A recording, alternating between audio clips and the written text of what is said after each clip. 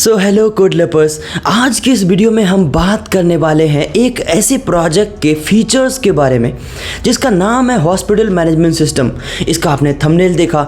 मेरे पास ऐसे बहुत सारे कमेंट्स आते हैं सोर्स कोड के लिए, लेकिन कई सारे ऐसे बच्चे आते हैं जो कहते हैं कि भैया प्रोजेक्ट मुझे खुद बनाना है क्योंकि उनके पास टाइम है। और मैंने हजारों बच्चों को अवेयर किया है कि कॉलेज में प्रोजेक्ट बनाना कितना इंपॉर्टेंट है।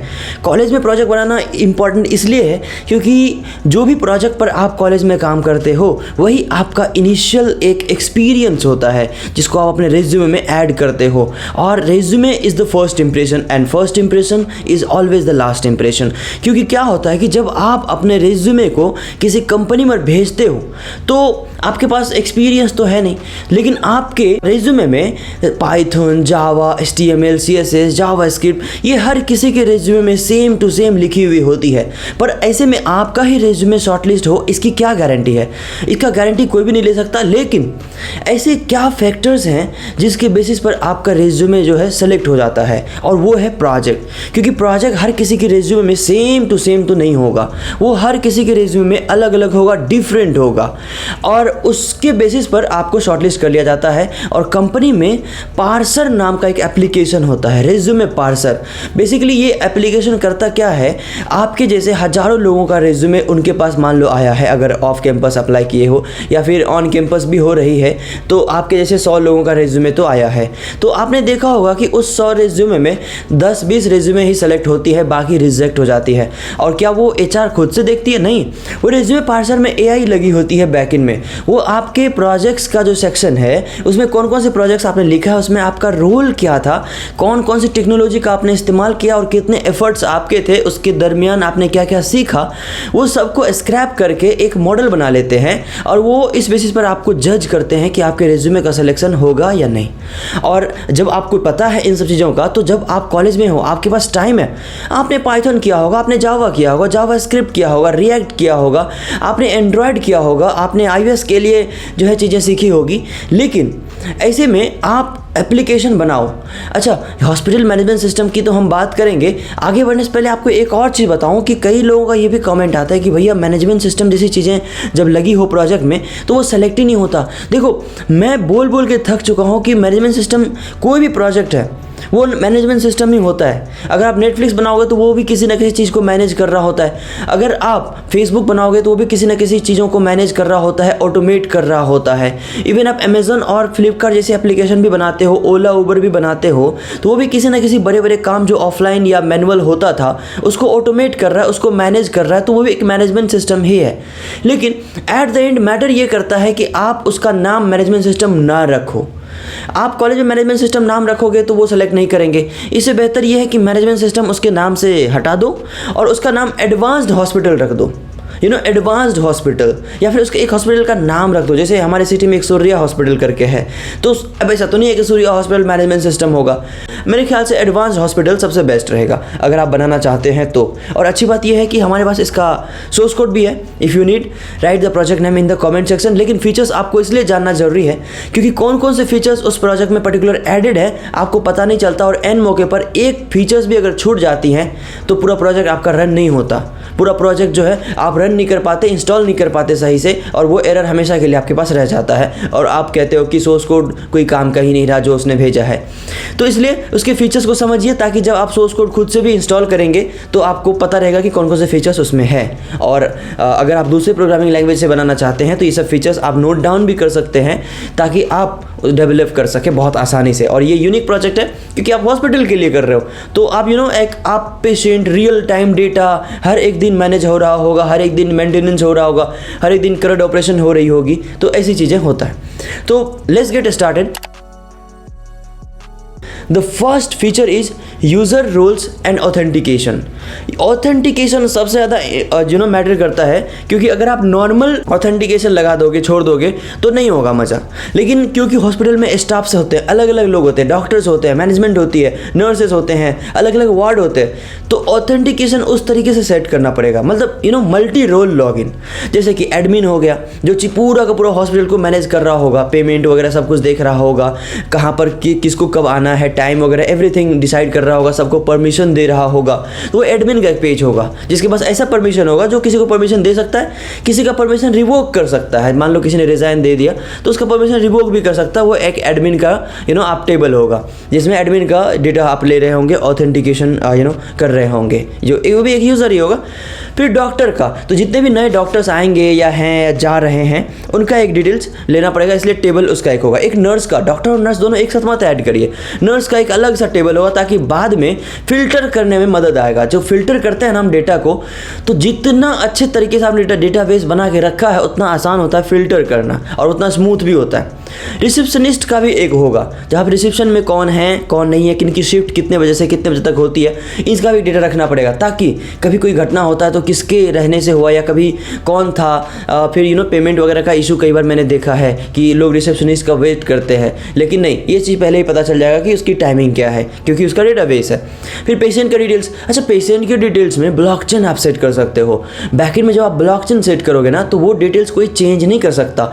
कई बार हॉस्पिटल में चेंज कर देते हैं इंश्योरेंस वालों को लेके कि वो इंश्योरेंस वालों में फ़ायदा हो जाता है उसका, लेकिन नहीं, कहीं ना कहीं ये तो गलत है ना। तो उसको सॉल्व करने के लिए आप ब्लॉकचेन का इस्तेमाल कर सकते हो यहाँ पर पेशेंट का डेटा के लिए, ताकि कौन सा पेशेंट कब आया और कब गया या उसकी कितनी इलाज हुई, कितने ट्रीटमेंट्स हुए, कितने उसका बिल बना, कोई भी उसको चेंज ही नहीं कर सकता। इसलिए ब्लॉकचेन आप बैकएंड में इसके लगा सकते हो। हम लोगों ने भी लगाया है। Right the project name in the comment section for the source code. इसमें लैब टेक्नीशियन का भी फीचर्स आप ऐड कर सकते हो यूज़र ऑथेंटिकेशन में, कि लैब टेक्नीशियन भी अपना लॉगिन करने का उसका एक अलग सा पोर्टल होगा जहाँ पर लैब का टेक्नीशियन कर रहा होगा, ताकि पेशेंट का जब भी डिटेल्स निकालना हो तो लैब टेक्नीशियन में लैब में कितना खर्चा हुआ एंड ऑल, ये सारी चीज़ें पेशेंट की डिटेल से निकल सके, उसका कौन डॉक्टर ने रेफर किया था, everything.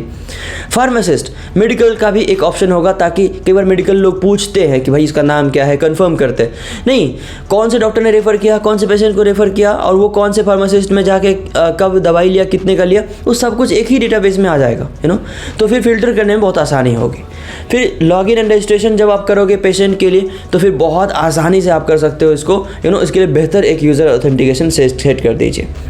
Role based access control भी सेट कर दीजिएगा कि इसको कौन सा रोल मिलना चाहिए, ताकि बहुत आसानी से कोई भी लॉगिन कर सके और बहुत आसानी जो जिस चीज़ रोल इसलिए ज़रूरी है, पेशेंट लॉगिन किया तो वो डॉक्टर के पेज पे ना चला जाए, तो इसका भी आपको ध्यान रखना पड़ेगा। बैकएंड में आपको एक कीवर्ड देना पड़ेगा, ठीक है, ताकि वो आसानी से जिसको जो रोल मिला है वो उसी पेज पर जाएगा।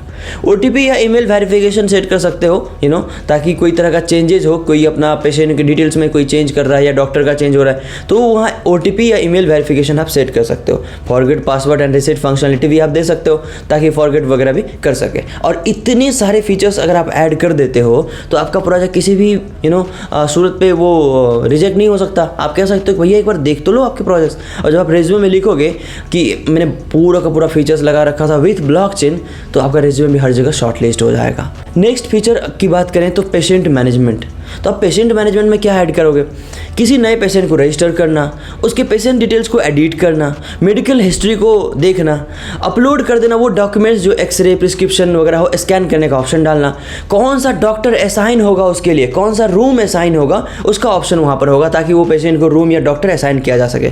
और डिस्चार्ज समरी जनरेशन, कई बार आपने देखा होगा कि जब काम हो जाता है तो डिस्चार्ज करते समय बहुत वेट कराता है लोगों को, ठीक है, तो वेट ना करना पड़े इसीलिए डिस्चार्ज का एकदम से आउटपुट जनरेट हो जाएगा, क्योंकि हर एक चीज़ ऑटोमेटेड है। तो डिस्चार्ज करते टाइम वहाँ से एक्सपोर्ट कर दिया, डिस्चार्ज का बटन होगा और सब कुछ सेटलमेंट ऑटोमेटिक हो जाएगा, कुछ भी पेपर वर्क नहीं कराना है। अभी का समय तो ऑटोमेशन का चल रहा है। थर्ड अगर पैनल की बात करें तो वह है डॉक्टर मैनेजमेंट। अब डॉक्टर का भी एक मैनेजमेंट होगा जहाँ पर डॉक्टर को ऐड किया जा सके, एडिट किया जा सके, डॉक्टर को डिलीट किया जा सके अगर वो छोड़ रहा है, रिज़ाइन दे रहा है, असाइन पेशेंट्स किया जा सके, किसी डॉक्टर को कौन सा पेशेंट असाइन करना है, अपॉइंटमेंट्स उसका चेक किया जा सके, उसका अवेलेबल स्लॉट्स देखा जा सके, उसका स्पेशलाइजेशन टैगिंग किया जा सके कि वो कौन से फील्ड में स्पेशलाइजेशन है, whether they are eye specialist, nose specialist, brain specialist, heart specialist like that. और उसका लीव का मैनेजमेंट किया जा सके कि वो कब लीव पे रहेगा, उसकी मैनेजमेंट भी आपको उस पोर्टल पर ऐड करना हो ताकि स्मूथली छुट्टी ले सके। हमारे पास सोर्स कोड है, if you need right the project name in the comment section. The fourth feature is appointment management. Online appointment booking का ऑप्शन डाल दीजिए पेशेंट के लिए जो काफ़ी आसानी से अपॉइंटमेंट ले सके। फिर अपॉइंटमेंट कन्फर्मेशन या फिर कैंसिलेशन का ऑप्शन डाल दीजिए जो डॉक्टर या तो एडमिन कर सकता है, उसको पेशेंट खुद से, पेशेंट चाहे तो कर सकता है पर कन्फर्मेशन तो सिर्फ डॉक्टर या एडमिन ही कर सकता है, और कैंसिल भी कर सकता है, भैया ये अचानक से ये प्रॉब्लम हो गई या कुछ हो गया तो इसके लिए आपको डिस्क्रिप्शन सेट करना पड़ेगा। कैलेंडर व्यू अपॉइंटमेंट सेट कर सकते हो कि डॉक्टर अपना कैलेंडर देख सकता है कि कौन से डेट में या टाइम में मैं बुक हूँ या मेरे पास पेशेंट आने वाले हैं, ताकि स्मूथली वो उस चीज़ को देख के टाइम को मैनेज कर सके। फिर SMS या ईमेल नोटिफिकेशन कर सकते हो अपकमिंग अपॉइंटमेंट्स के लिए, तो जब भी कोई अपॉइंटमेंट्स आने वाला है उसके लिए ईमेल पहले ही आ जाएगा डॉक्टर के पास, इवन पेशेंट के पास भी, ताकि उसको याद रहे। एक पैनल आप बनाओगे रूम एंड बेड मैनेजमेंट का, जहाँ एलोकेट करोगे इसको रूम, चाहे वो ICU हो, बेड हो या नॉन ICU हो। रूम का ऑक्यूपेंसी स्टेटस चेक करोगे कि भैया वो अवेलेबल है या नहीं, ऑक्यूपाइड है, अंडर मेंटेनेंस है, लाइक दैट। फिर ऑटो एलोकेशन लॉजिक सेट करोगे ताकि वो ऑटोमेटिक एलोकेट हो जाए, आपको ज़्यादा देर तक बैठ के सोचना ना पड़े, बाद में बिलिंग हो जाएगी उसकी। फिर रूम ट्रांसफ़र का भी ऑप्शन डाल सकते हो कि भैया ये रूम में दिक्कत हो रही है या फिर सही से नहीं हो पा रहा, या बड़ा कमरा चाहिए, छोटा कमरा चाहिए, तो वो काफ़ी आसानी से ट्रांसफ़र किया जा सके।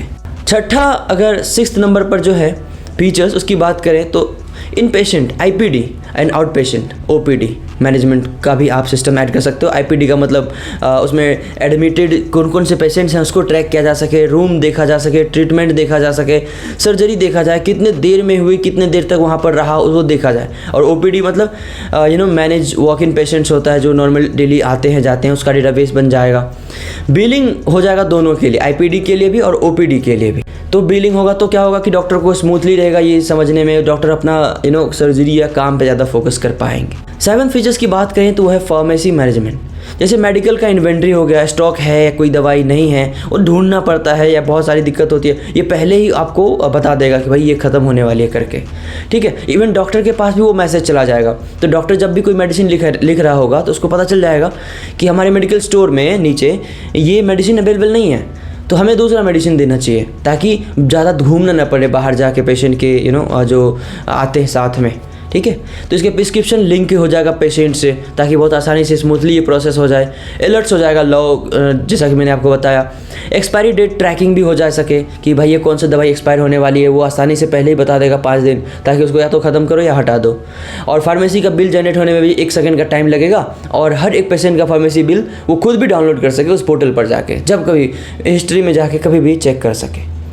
और इसी तरह से लेबोरेटरी मैनेजमेंट सिस्टम भी आप ऐड करोगे इसमें, जैसे कि नया टेस्ट का टाइप, ब्लड टेस्ट है, यूरिन टेस्ट है, या कौन किस तरह का टेस्ट है, वो आप डेटाबेस में क्रिएट कर दोगे। फिर पेशेंट को असाइन करना होगा वो टेस्ट को, तो काफ़ी आसानी से आप असाइन कर सकते हो कि भैया इसका कौन सा टेस्ट था और कौन सा असाइन हुआ है। फिर अपलोड कर सकते हो टेस्ट का रिपोर्ट, ऐसा सिस्टम डाल सको। फिर डाउनलोड का ऑप्शन डाल सको, देख भी सके, डाउनलोड भी कर सके, ठीक है। और रिपोर्ट स्टेटस, ये इंपॉर्टेंट है कि वो जैसे अपने ब्लड दे दिया तो वो पेंडिंग दिखा रहा है, फिर वो प्रोसेसिंग में आ जाएगा कि हाँ आपका प्रोसेसिंग में है अभी आके, अब आपका जो काम स्टार्ट हो चुका है और कंप्लीटेड, तो यानी डिलीवरी का टाइम आ जाएगा, रिपोर्ट आपको डिलीवरी मिल जाएगी। अगर फिर नेक्स्ट फीचर्स की बात करें तो बिलिंग एंड पेमेंट्स, इसका आपको बहुत ज़्यादा ध्यान रखना पड़ेगा कि ऑटो जनरेशन ऑफ बिल्स करना पड़ेगा, ताकि रूम का, डॉक्टर की फ़ीस, उसके टेस्ट, फार्मेसी, ये सब का ऑटो जनरेशन सिस्टम हो, ताकि बैठ के ना कोई लालची कर रहे हो। मल्टीपल पेमेंट्स मोड होगा, कैश होगा, कार्ड होगा, UPI का सिस्टम होगा आज अभी के समय के अकॉर्डिंग। इनवॉइस जो है डाउनलोड हो सकता है, प्रिंट हो सकता है, ड्यू पेमेंट भी ट्रैक हो सकता है कि किसके कितना पेमेंट जमा है, उसको ट्रैक किया जा सकता है आसानी से। इंश्योरेंस का जो है इंटीग्रेशन आप काफ़ी आसानी से कर सकते हो वहीं पर, ताकि किसी बैंक वालों के लिए भी इंश्योरेंस के लिए ज़्यादा सोचना ना पड़े, वो ईजिली आप पर ट्रस्ट करे, उस एप्लीकेशन पर ट्रस्ट करे, और वहाँ के जो दिए गए डिटेल्स हैं, जो भी फिंगरप्रिंट्स हैं, जो भी डॉक्यूमेंट्स हैं, उसको आसानी से ट्रस्ट कर सके, क्योंकि उसको पता है कि हर एक चीज़ ऑटोमेटेड है, कुछ भी चोरी नहीं हो सकती। डैशबोर्ड्स की बात करें तो एक एडमिन डैशबोर्ड्स होगा, उसमें स्टैटिक्स वो देख सकता है कि नंबर ऑफ पेशेंट्स आज कितना आया, इस महीने या इस वीक में कितना इनकम हुआ, इवन आज कितना इनकम हुआ, कौन कौन से डॉक्टर्स एक्टिव हैं, कौन कौन से डॉक्टर को कौन से पेशेंट्स अलाउ नहीं हुए, कम हुए, को बैठे थे, रूम की अवेलेबिलिटी क्या है, वो भी डैशबोर्ड पर चेक किया जा सकता है एडमिन के द्वारा। रिपोर्ट्स भी चेक किया जा सकता है डेली या मंथली बेसिस पर कि रेवेन्यू कितना है। फिर डॉक्टर का रिपोर्ट देखा जा सके, पेशेंट का विजिट देखा जा सके कि कौन से पेशेंट की विजिट कितनी है, उसके अकॉर्डिंग उसको आप मैसेज, ऑटोमेटिक मैसेज सेट कर सकते हो कि आप फॉलो बैक ले सकते हो, फॉलो अप ले लोगे। फिर टेस्ट रिपोर्ट आप उसमें ऐड कर सकते हो, देख सकते हो किसी का भी, ताकि वो कोई गलत ना बोले। इन्वेंट्री रिपोर्ट्स आप देख सकते हो, ताकि हर एक चीज़ का डिटेल्स आपको पता चले कि और स्टॉक है क्या नहीं। अगर फिर नेक्स्ट फीचर्स की बात करें तो इलेक्ट्रॉनिक मेडिकल रिकॉर्ड्स EMR आप ऐड कर सकते हो। Store and view patient health records, upload files का ऑप्शन डाल सकते हो, PDF इमेजेस वगैरह, लॉन्ग टर्म डेटा स्टोरेज का ऑप्शन डाल सकते हो। अब डिजीज़ के द्वारा भी सर्च किया जा सके, ठीक है, डॉक्टर के द्वारा भी सर्च किया जा सके, इस पर्टिकुलर डॉक्टर के अंदर कितने पेशेंट्स हैं, तो वो डेट के हिसाब से सर्च किया जा सके कि इस डेट में कौन कौन से पेशेंट्स आए, इस डेट में कौन कौन से डॉक्टर्स आए, इस डेट में कौन कौन से पेशेंट्स का क्या क्या इलाज हुई है। नोटिफिकेशन अलर्ट्स डाल सकते हो कि अपॉइंटमेंट वगैरह हुआ तो रिमाइंडर्स ईमेल या SMS चला जाए। लैब टेस्ट का स्टेटस नोटिफिकेशन में आ जाएगा कि भैया हाँ आपका जो है अभी प्रोसेसिंग था, अभी अब डिलीवर्ड हो मतलब कंप्लीट हो चुका है, अब आ जाइए, इस तरह का नोटिफिकेशन इस एप्लीकेशन में होगा। लॉ स्टॉक अलर्ट में फार्मेसी लैब ये सब में लॉ है, हाई है, मतलब एक्सपायर होने वाले हैं, इनका भी स्टॉक का एक अलर्ट आ जाए। इमरजेंसी ब्रॉडकास्ट फीचर भी आप ऐड कर सकते हो एडमिन के लिए कि तो आसानी से कोई फीचर्स या फिर कोई नोटिफिकेशन या कोई क्या कहते हैं उसको, कोई अनाउंसमेंट करना हो तो वो आसानी से एडमिन टीम कर सके। 13th की बात करें तो calendar and scheduling, doctor availability calendar भी होगा वहाँ पर। हॉस्पिटल का इवेंट शेड्यूलिंग, हॉस्पिटल में कोई तरह का इवेंट होने वाला है तो वो शेड्यूल कर सकता है। ऑपरेशन थिएटर स्लॉट बुकिंग, तो ऑपरेशन थिएटर कौन सा बुक है आने वाले समय में या आज कौन सा बुक है तो वो भी शेड्यूल होगा और कैलेंडर में आसानी से आप देख सकते हो। स्टाफ का मैनेजमेंट कर सकते हो आप, स्टाफ में ग्राउंड लेवल पर कितनी सारी साफ़ सफाई के लिए स्टाफ होते हैं, इनकी भी ऑनलाइन चीज़ें हो जाएगी। मोबाइल तो सबके पास होता है तो उसमें आप कोई नया स्टाफ को ऐड कर सकते हो, एडिट कर सकते हो, डिलीट कर सकते हो, अपडेट कर सकते हो। स्टाफ का रोल मैनेज कर सकते हो कि उसका क्या रोल है, उसका शिफ्ट का शेड्यूलिंग क्या है। अटेंडेंस ट्रैकिंग आप ऐड कर सकते हो कि भैया जब भी आएगा वो उस पर क्लिक करेगा, एक बटन सेट कर दीजिएगा ताकि जैसे ही आया उस पर क्लिक किया तो उसका अटेंडेंस लग गया। तो उसमें क्या होगा कि फिर वो आप पेरोल का जो ऑप्शन डालोगे उसमें आप मैनेज कर सकते हो, उसके लीव को, उसके हर एक चीज़ को मैनेज कर सकते हो। तो पेरोल वगैरह भी ध्यान आप आसानी से रख सकते हो, कोई तरह की चीटिंग नहीं होगी। सिक्योरिटी एंड प्राइवेसी की अगर बात करें तो इनक्रिप्टेड डेटा स्टोरेज यूज़ कीजिएगा, जो कि हर एक चीज़ जो बैक एंड से फ्रंट एंड में जाएगा, फ्रंट एंड से बैक एंड में जाएगा। कोई तरह का API अगर आप क्रिएट करते हैं तो हर एक चीज़ इनक्रिप्टेड होगा। रोल बेस्ड एक्सेस भी होगा। सेशन टाइम आउट होगा कि ज़्यादा देर तक अगर है तो कोई फिशिंग ना हो, कोई हैकर ना हैक कर रहा हो तो एक टाइमिंग के बाद सेशन आउट हो जाएगा ताकि आप फिर से लॉग इन करो, ठीक है। और ऑडिट लॉग्स भी होगा कि किसने क्या किया उस पर जाके, तो हर एक चीज़ का लॉग भी आप जनरेट कर सकते हो। लॉग का मतलब अगर आपको पता होगा नहीं हो तो गूगल कर लीजिएगा। लॉग जनरेट करते हैं हम सॉफ्टवेयर में, किसने कौन सा बटन पे क्लिक किया, किसने कौन सा पेमेंट किया, क्या किया, एवरीथिंग सबका लॉग जनरेट होता है। टेक फीचर्स की बात करें तो रिस्पॉन्सिव वेब UI आप रिएक्ट एंगुलर खुद से भी बना सकते हैं। हमारे पास पाइथन और जेंगो से बना हुआ है। आप कमेंट सेक्शन में प्रोजेक्ट का नाम लिखिएगा, you will get the source code as soon as possible. API के लिए बैकएंड में रेस्टफुल API यूज़ कर सकते हैं, जैसे कि Node.js का यूज़ कर सकते हैं, जेंगो का यूज़ कर सकते हैं, स्प्रिंग का भी यूज़ कर सकते हैं। डेटाबेस में आपके पास बहुत सारे ऑप्शंस हैं। डेटाबेस में आप MySQL यूज़ कर सकते हैं, PostgreSQL यूज़ कर सकते हैं, MongoDB यूज़ कर सकते हैं। ऑथेंटिकेशन के लिए JWT यूज़ कर सकते हैं, Auth0 यूज़ कर सकते हैं, Firebase यूज़ कर सकते हैं। होस्टिंग के लिए Firebase यूज़ कर सकते हैं, AWS या फिर रेंडर कर सकते हैं डेमो के लिए भी, आप वहाँ पर पेमेंट का पैसा नहीं लगेगा। अगर ऑप्शनल कुछ फीचर्स आप ऐड करना चाहें एडवांस लेवल पर तो चैट मॉड्यूल कर सकते हैं पेशेंट और डॉक्टर के बीच में। तो पेशेंट को कोई तरह की दिक्कत होगी तो वहाँ पर चैट में डाल देगा भैया ये दिक्कत आ रही है, डॉक्टर के पास अगर टाइम है तो वो आंसर कर देगा, या फिर AI लगा सकते हैं ताकि उस AI क्या करेगा, उस पेशेंट का डिटेल्स तो सब कुछ ऑटोमेटेड है, सब कुछ ट्रैकिंग है, मतलब डॉक्यूमेंटेशन है, डेटाबेस में सेव है। तो AI क्या करेगा, उसका डिटेल्स निकाल के कुछ मॉड्यूल जो है आप बना सकते हो तो उसको रिजल्ट दे देगा कि भैया ये जो छोटी मोटी प्रॉब्लम आ रही है ऐसा कर सकते हो। तो उसमें कमांड वॉइस कमांड भी दे सकते हो AI based. QR based patient ID card दे सकते हो कि हर एक पेशेंट का अपना एक QR कोड होगा ताकि जब भी जाए वो स्कैन कर ले तो पेशेंट का ID वगैरह मिल जाए। और इसका मोबाइल ऐप बनाओगे अगर तो फ्लटर, रिएक्ट नेटिव वगैरह का यूज़ करके बहुत अच्छे तरीके से बना सकते हो। मशीन लर्निंग लगा सकते हो प्रेडिक्ट करने के लिए पेशेंट का रीएडमिशन, कि कौन से पेशेंट का क्या प्रॉब्लम था और कितने दिन हो गए और क्या वो ठीक हुआ होगा या नहीं होगा, और उसके पुराने हेल्थ कंडीशंस क्या थी, इसके बेसिस पर आप एक AI लगा दोगे तो प्रेडिक्ट किया जा सकता है। तो मशीन लर्निंग का मॉड्यूल लगाओगे तो प्रेडिक्ट कर सकते हो, उसके हिसाब से आप उसको कॉल कर सकते हो भैया सब कुछ ठीक है, या मैसेज डाल सकते हो। ऑफ़र कर सकते हो कि हमारे हॉस्पिटल में इस तरह के फीचर्स हैं, एक नया चीज़ ऑफ़र आने वाला है, आप बॉडी चेकअप करवा सकते हैं इतने कम पैसे में, लाइक दैट, ठीक है। तो प्रिस्क्रिप्शन जो है राइटिंग स्पीच टू टेक्स्ट आप ऐड कर सकते हो। डॉक्टर को मान लो लिखने का मन नहीं है तो वो बोल देगा हाँ ऐसा ऐसा चीज़ है, इसको ये दवाई लगेगी, ये प्रॉब्लम है, तो speech to text automatic convert हो जाएगा और प्रिस्क्रिप्शन बन के रेडी हो जाएगा। तो जब आप ये बनाना शुरू करोगे तो इसका ER डायग्राम वगैरह बनाना, DFDs बनाना, UML डायग्राम बनाना, ताकि आप पहले डेटाबेस वगैरह क्रिएट करने के लिए बेहतर तरीके से आप सब कुछ बना लो, ठीक है। और उसके बाद आप बनाना स्टार्ट कीजिएगा। अगर आपको सोर्स कोड चाहिए हेल्प के लिए, रेफरेंस के लिए, कमेंट सेक्शन में प्रोजेक्ट का नाम लिख दीजिएगा, आपको जल्द से जल्द उसका सोर्स कोड मिल जाएगा। और आपको लगता है कि आपके दोस्त के लिए भी ये बेस्ट हो सकता है, क्योंकि जब इतने फीचर्स के साथ जब आप किसी प्रोजेक्ट को रेज्यूमे में लिख रहे होंगे तो आपका रेज्यूमे शॉर्टलिस्ट होने से कोई भी काट नहीं सकता, इसकी गारंटी मैं दे सकता हूँ। तो आप ये प्रोजेक्ट कीजिएगा, और कोई हेल्प लगेगी, कोई फीचर्स इसमें और ऐड करना हो तो आप कमेंट सेक्शन में वो फीचर्स भी लिखिएगा, ताकि मैं आपके कमेंट को पिन कर सकूं और भी लोगों को मदद मिलेगी। और भी प्रोजेक्ट्स का डिटेल्स चाहिए, और भी अलग अलग प्रोजेक्ट्स अलग अलग प्रोग्रामिंग लैंग्वेजेस में चाहिए तो डिस्क्रिप्शन में देखिएगा, आपको और भी वीडियोज़ वगैरह का लिंक मिल जाएगा। अगर आप नए हैं तो इस चैनल को सब्सक्राइब कर दीजिएगा, क्योंकि आने वाले समय में मैं हर एक प्रोजेक्ट को गिटहब से क्लोन करके बताऊँगा, तो वो वीडियो आप तक सबसे पहले पहुँचेगी, इसलिए लाइक कर दीजिएगा। मिलते हैं किसी और वीडियो में, तब तक के लिए have a good day, see you, bye bye.